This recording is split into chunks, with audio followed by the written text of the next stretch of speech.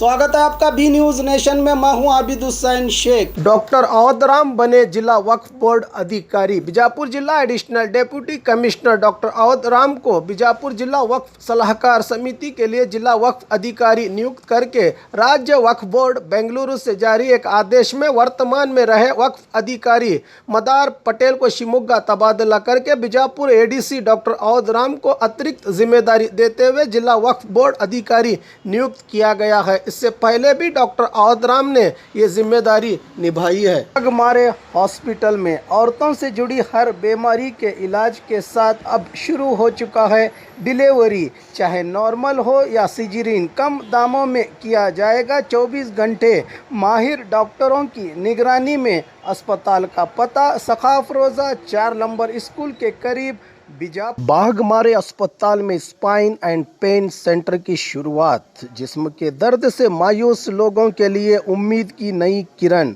Intervention spine and pain physician के माहिर doctor Nazir Ahmed Kudligi MBBS MD FIPM करेंगे आपके मायूस बीमारी का उम्मीद से भरपूर इलाज। विजिट कीजिए बुधवार और शनिवार दोपहर 3 से 4 के दरमियान। बाघमारे अस्पताल सखाफ रोजा सरकारी उर्दू स्कूल नंबर 4 के पास।